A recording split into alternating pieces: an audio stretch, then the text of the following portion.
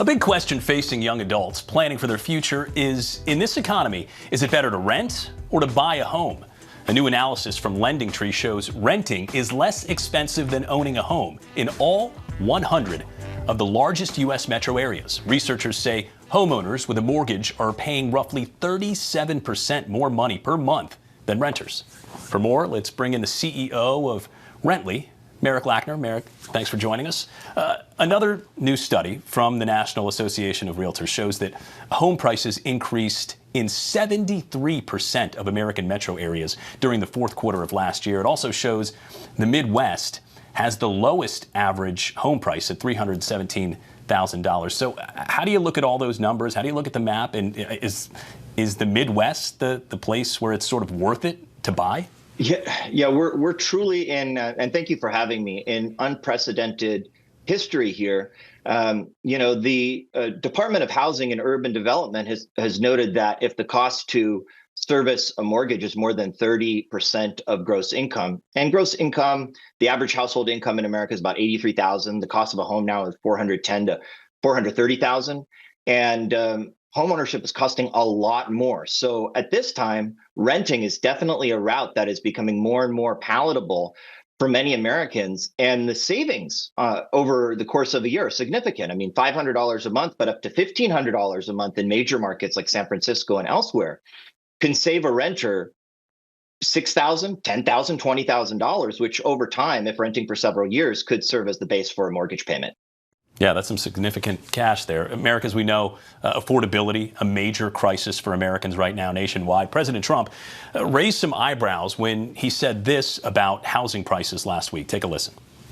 I don't want to drive housing prices down. I want to drive housing prices up for people that own their homes. And they can be assured that's what's going to happen. Merrick, from a real estate perspective, if housing prices increase, does that increase rents as well? And does it sort of keep people perpetually renting? Well, what we've seen is that there has historically been a delta between the price to own, at least in recent times, in the last year and 2 years. So the cost of renting is less. But, it's a very interesting dynamic because, the fiscal policies of COVID era stimulus really pushed the housing market up. And now we're in this time where either the market could be allowed to cool, but policymakers don't want that because that has tremendous economic impacts. Alternatively, pricing can continue to rise, but that will just, make that gap even greater. So what it seems like from the outside to me is that we're in this kind of reset period where if we could get wage growth of 4 or 5% to occur for 3, 4, or 5 years, then you actually have the ratio coming back to that 30% level that becomes more affordable. But it's an incredibly tricky balancing act right now, and an incredibly dynamic market. So say someone does choose to buy a home, assuming that they pay higher mortgage costs over the course of a 30-year mortgage. Once that mortgage is paid off, does that make more financial sense than renting over long term? You've got equity in the home. You own the home at that point. It really depends on long-term appreciation. I mean, if the appreciation outpaced, then yes. But those are really unknown because we're at this period in time where housing prices are at all-time highs, and there's this opportunity to rent and save money. So it's a very tricky balancing act, and all kinds of different policies are being floated to deal with it.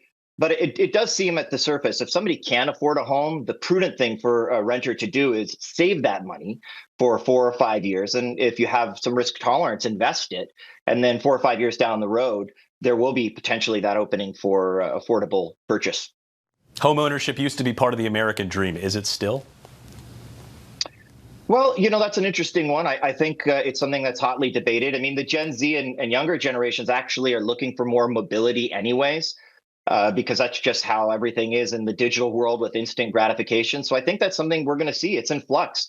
In the 2030s, we could move into a new era where renting is actually preferred. It's certainly a possibility, but there's also a very strong argument to be made that owning a piece of America, owning the property that you reside in, and building equity is tremendously valuable too, because you've got skin in the game, as Scott Bessent said this morning when he was being questioned. So it's a very hot topic and at very interesting times with lots of pundits all kind of hypothesizing and kind of speculating about what could occur. So it'll be interesting to see how it all plays out. Merrick Lackner, thank you for your expertise. Thank you so much. Appreciate you having me.